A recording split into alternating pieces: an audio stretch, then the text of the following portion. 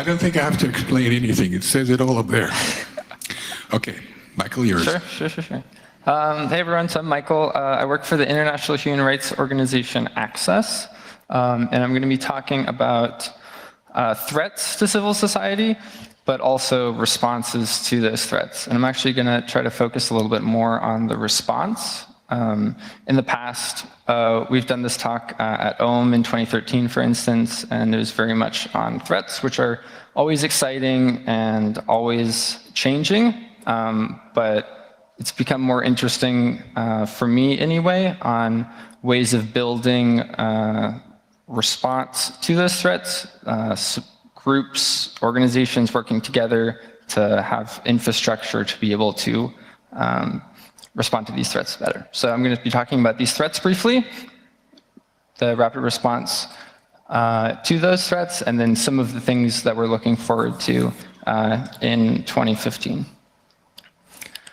So I probably don't need to go too deep into the threats that are being faced by civil society today, but civil society is always going to be at a disadvantage when compared to corporations or governments in protecting themselves from attack. And some of that is just based on capacity. Some of that is because they're non-technical civil society organizations or groups. Maybe they're activists, social, political, or otherwise. And they are not interested, or at least initially not interested, in digital security, but rather their activism or their work. What we see is more and more, and we have been seeing this more in the news as well, that groups such as journalists, especially investigative journalists, independent media websites, all varieties of activists in all sorts of contexts, lawyers and others are getting targeted. And what's also interesting is the groups and organizations and foundations that fund and support these groups are also a potential factor for attack, but also potentially a strong ally in providing this additional capacity for these groups.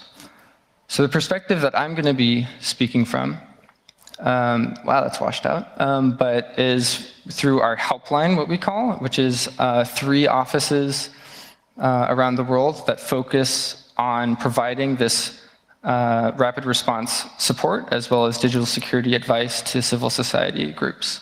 The oldest one is based in Tunis. It's been around since around February of 2013. It's got, most importantly, 1 shift lead and 2 incident handlers. Then we opened an office in San Jose with a shift lead and an incident handler, and most recently in Manila with a shift lead and an incident handler. In addition to those core staff members who are available, we also have various support folks such as technologists, developers, and a trainer. So why there? Part of it, or a lot of it, is time zone. So what we want to be able to provide is somebody who doesn't have to stay up the whole night and in a very unsustainable way provide digital security support to a group or an organization regardless of what time zone they're in. So by being in these different time zones, we're able to pass jobs from one office to the other during kind of regular hours, and hopefully that makes it more sustainable for us as a support organization. In addition, it allows us to have language coverage in these different regions, as well as regional expertise, relationships with regional organizations, and all of that.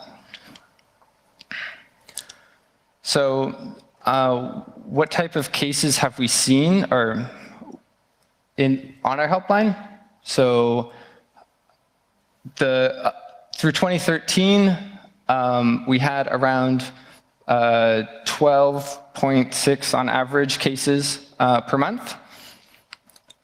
Up to 2014, we're now averaging 37 cases. So what that basically means is we have more than 1 new case per day. And to be clear, these are external non-Tor exit node abuse cases. So we also run a number of exit nodes, and we handle the abuse of those as well. So cases are increasing.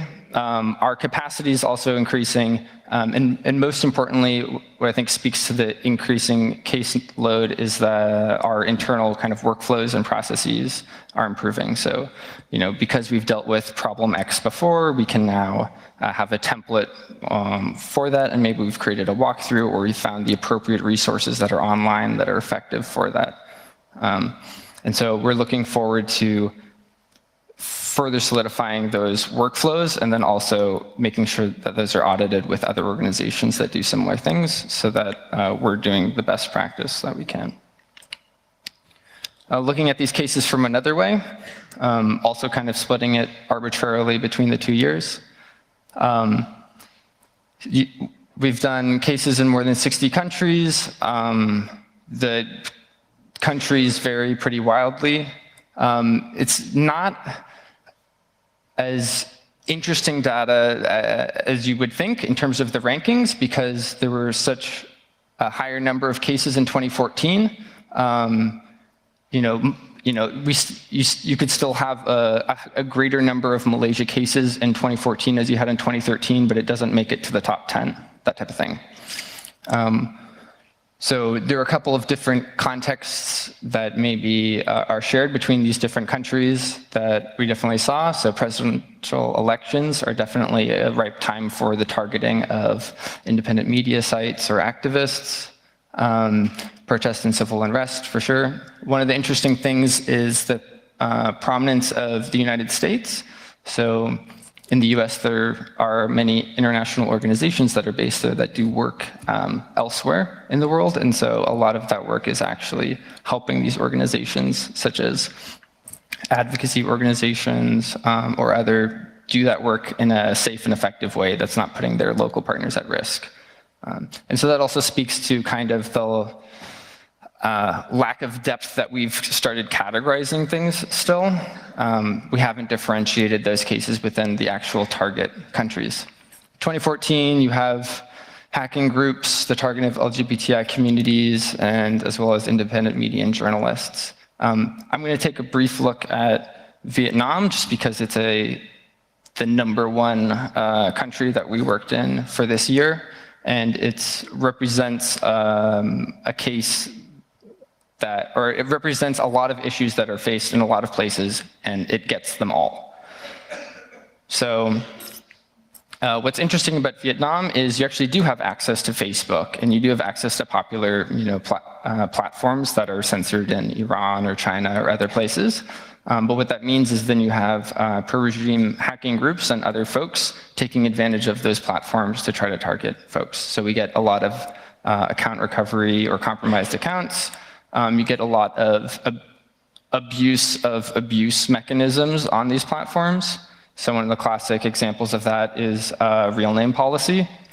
So this is something that's especially prevalent with Facebook, and for a time was a significant threat, because if enough people reported your profile, then Facebook would ask you, for an identity card or information, and this would be likely an individual that's, working under a pseudonym, and they would be thinking that they're authenticating themselves to Facebook, when in fact they might be authenticating themselves to their entire networks, which means they provide their information to Facebook, then Facebook publishes that new updated information to their profile, basically outing them.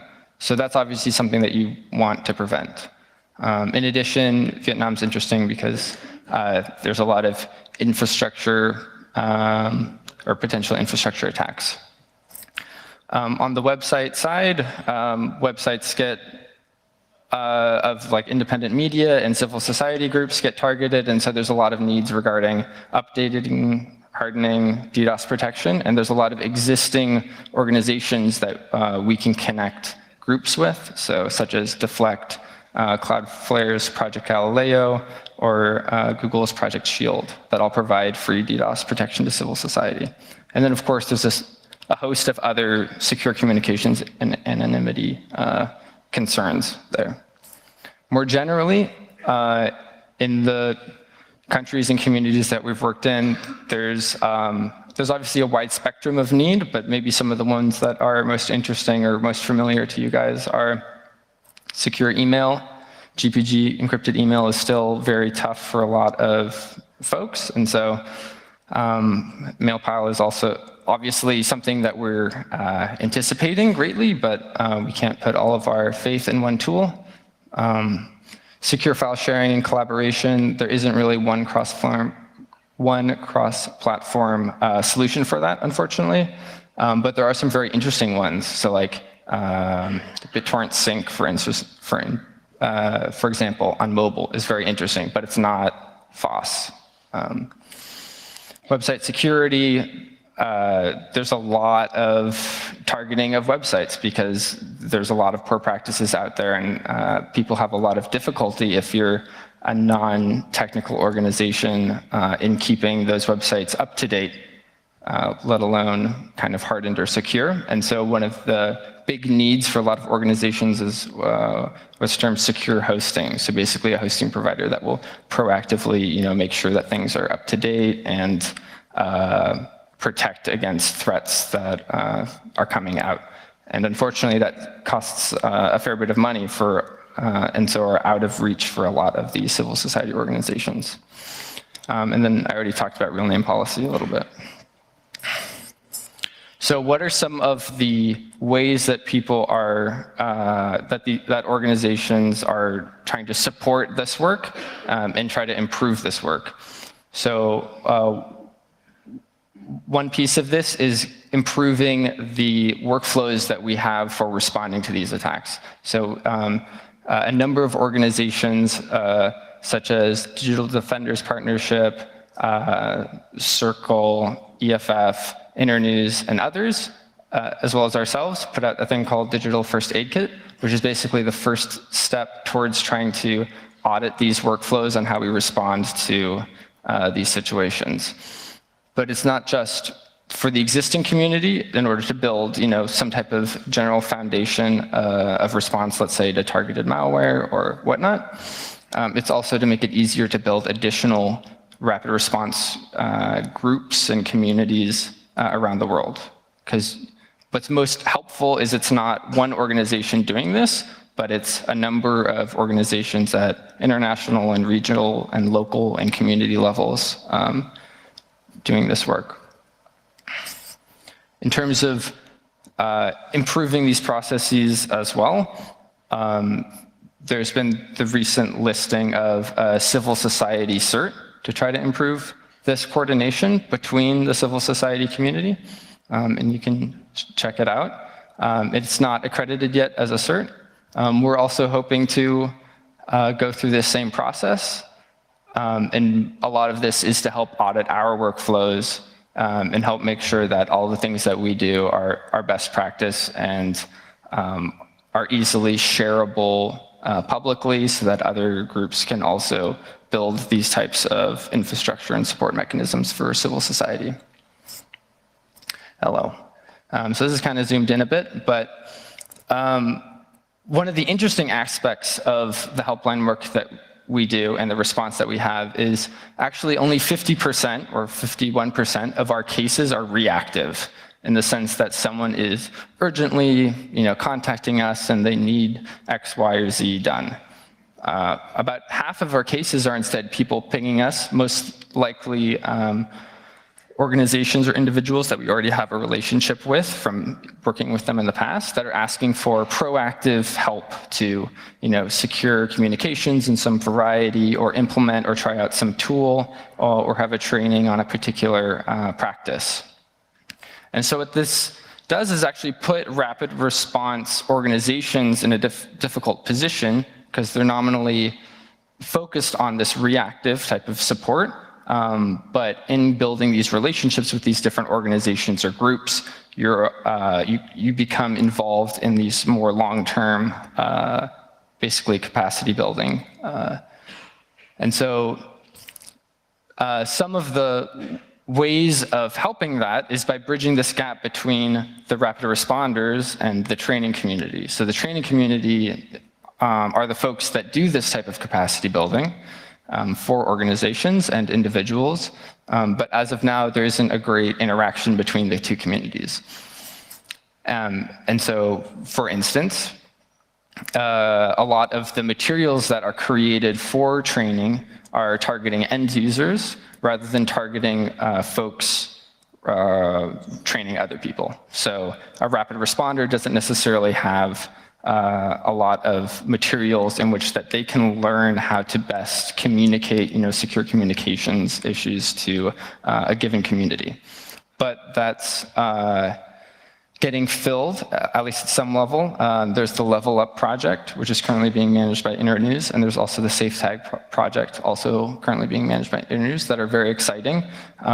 Level Up is focused on trainers, and SafeTag on auditors of the security of organizations. So these are ways of filling in these gaps between rapid response and the training of end users, and trying to fill in, like, what about organizational level? What about getting more trainers that can kind of work in that spectrum?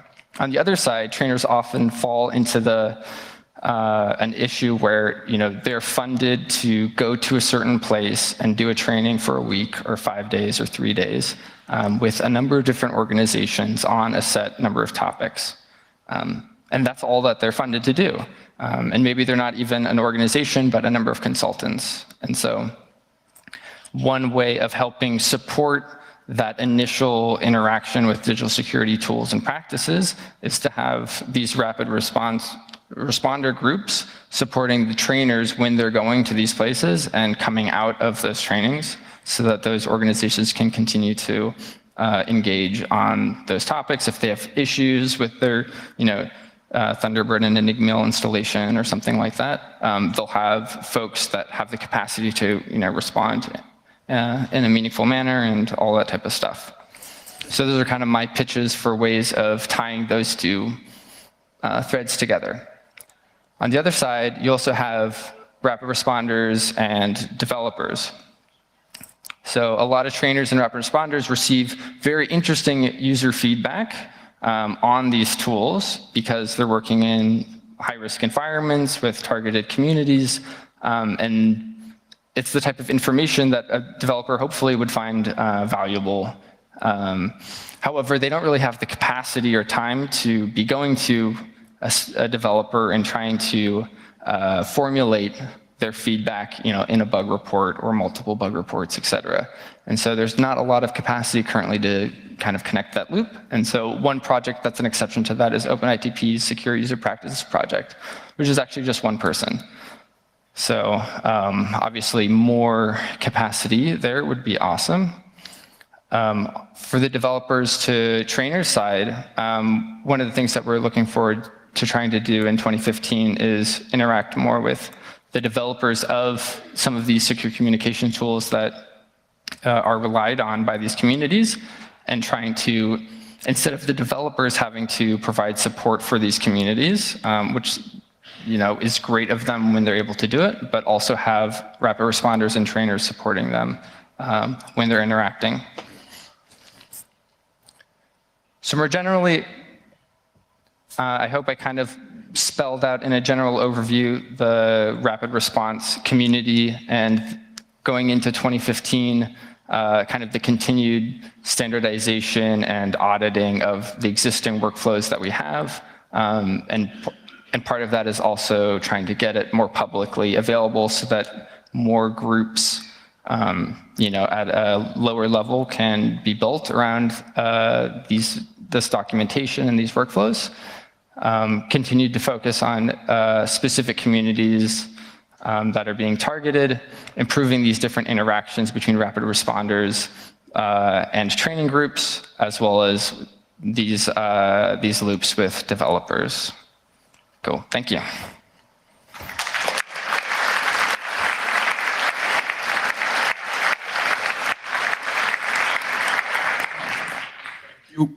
Michael, here it is. Wow. We'll be taking questions. Please, as this thing is streamed, will you please walk up to the mics, number 1, number 2, number 3, and number 4, and talk into the mic so we got it on the stream. The young man And number 3 is the first. Number 1 will be the second. Okay. Hello, thank you for the talk. My question would be, are you self, as an organization, being targeted at times? And do you have any, are you careful about that? Do you have any operational security regarding that? Sure, yeah, that's a really good question. So we certainly try to take a lot of precautions in the infrastructure that we build and the practice that we have. So for instance, on the back end, for ticketing, we use Request Tracker, which can be incorporated GPG, so that all of the emails that it sends out to folks are encrypted. We have an encrypted Schluter mailing list where we coordinate stuff.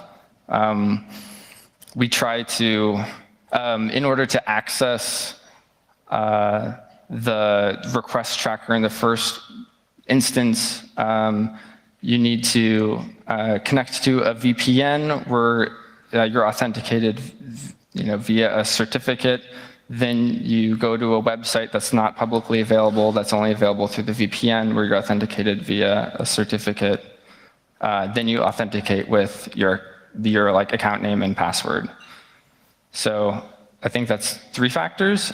So we definitely try to implement practices to protect this type of information and make sure that the trust that people put in us, is well placed. Okay, thank you. Number 1, please.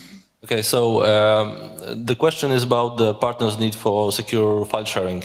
So what about OnCloud? Because I use it in my organization. It's not a frontline situation, but I know the security audits are badly needed. But have you considered it, and did you find it unusable because that was the prerequisite? Sorry, what was the tool? Just OnCloud. Unplugged. I've not played around with it. The OnCloud project. Okay, I'll check it out. I mean, so that's one of the great examples of what we need to do is have some type or more capacity to be testing out new tools. And then once they reach a certain level of we want to be using them, then have them be security audited by the community and then finally incorporate them into the workflows. Sure. Unplugged. Cool. Thanks. Okay, do it sequential. Number 2, please. Okay, Michael, thanks a lot for a really nice talk. Thanks a lot for all the work. Maybe I'm not so much informed about Access, but I was wondering, how do you get your funding? And the other question was, most of the certs around, they are, private sector certs or governmental certs. And I was wondering, do you find it easy to work with them? Are there obstacles that, on the top of your list that you would like to see removed or issues? Sure. So on the first ask, so we actually have a web page on our website. Website's accessnow.org, and we actually have a funding page. I think it's /about/funding, and it has our funding policy as well as where we get all of our money from, specifically for each project.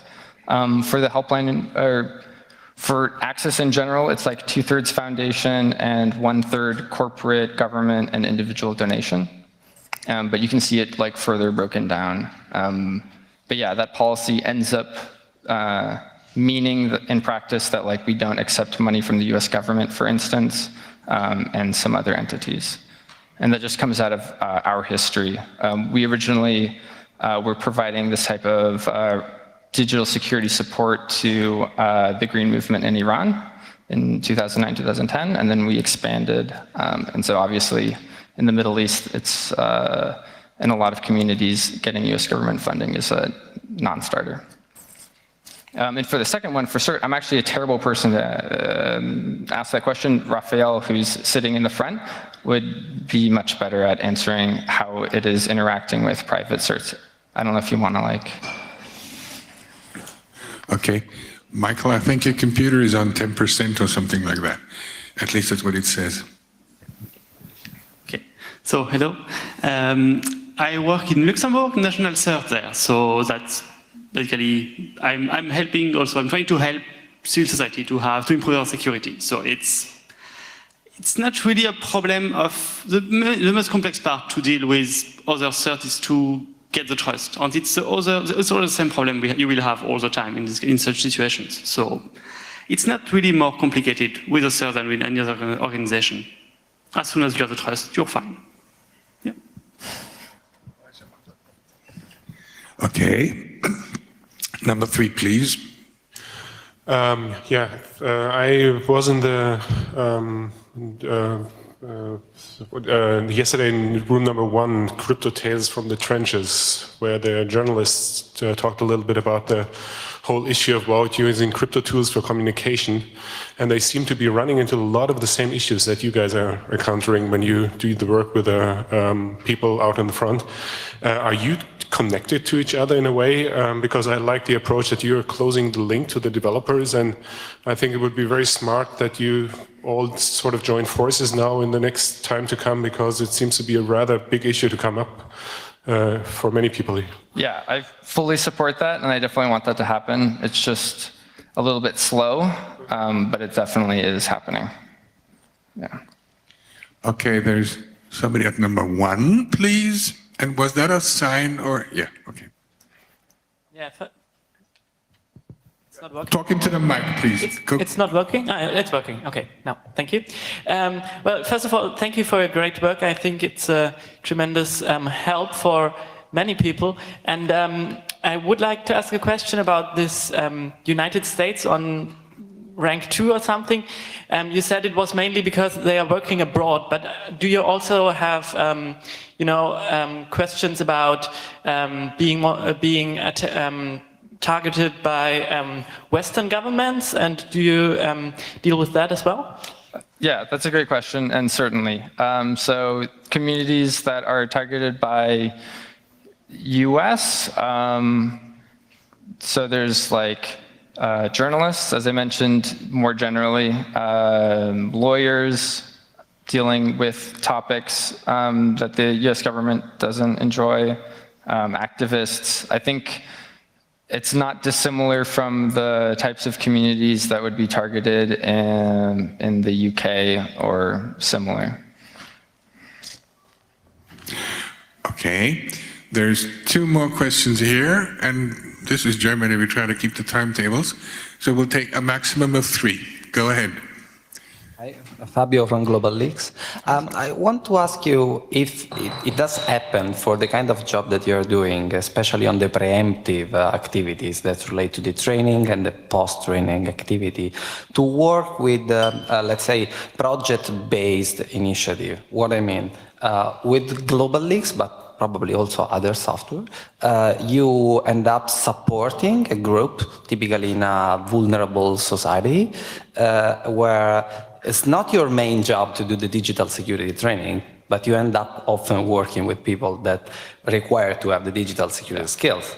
And okay, we end up doing the training when it's needed, but it's not our job. And what you said about the post-training critical points is exactly what we experience in several projects. So my meaning is, does it happen that when there is a project that involves civil society that need to be planned, there are already a set of partners, you can get engaged for the training, post-training, and support for everything that relates to digital security?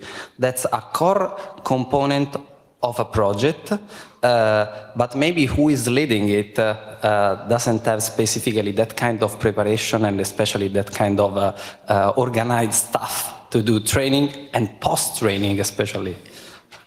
Yeah, so if I get what your question is, we would be more than happy to support like an organization such as yours when you're doing those types of activities. If you want to coordinate beforehand, that's even better. I don't know if any organization has a full map of what they want to be doing, for the next 5 years. So we're more than happy to provide that support as issues come up.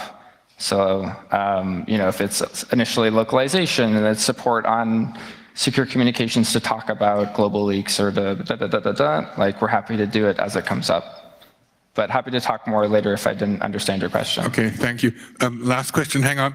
Folks, when you're leaving, please, can you keep it quiet for the last 2 minutes? Go ahead. Do you have a model for letting people volunteer to provide incident handling support, similar to sort of like the SANS Storm Center, where folks can be on call to provide detailed triage, investigation, that sort of thing? That's a good question. So if you're volunteering for a project like a secure communications tool or anonymity tool or some other project, we're more than happy to interact with you with that project. For instance, if you end up getting some type of emergency response that you don't have the capacity for. We don't currently accept volunteers for this type of work just because it's usually rather sensitive and it requires it would require us to implement more, I guess, user control in the whole back end to be able to incorporate that at this stage, at least. Did you wanted to ask something before? And I've seen you, but thank you. Because keep it it's a short. quick question. I just checked your website, and I would be curious to know if you have been to South Korea concerning the ITU planetary session, and you had this campaign. ITU, yeah. And I would be very highly appreciate if you could tell us more about, was it successful? Did you achieve something during this meeting? Sure. So in addition to the technical work that we do, we also have a policy and advocacy teams. So that's the ITU internet governance stuff is more on the policy team. So I can't talk to that in particular, but I'd be more than happy to connect you with the policy folks that did go to South Korea and did work on that. Okay, really last question. How do you raise your profile and reach groups? How do they come across you? And of the proactive cases in which civil society actors sought out your help, what percentage of those had previously sought help or support? So for the first one, it's through, I guess, word of mouth currently that folks hear about us and get connected. And there's a benefit because there's a implicit reference or referral in that. And so that helps us in the vetting process by already having one trusted partner know this organization or individual. But it is an internal discussion about how much more public we want to make it, or have contact form on the website or things like that. But that's kind of an ongoing discussion. For the preventative, that's a really good question. I would say the majority of preventative cases are probably folks that we've already interacted with, who might have initially heard about work that we've done from other folks, or we've done reactive rapid response for them.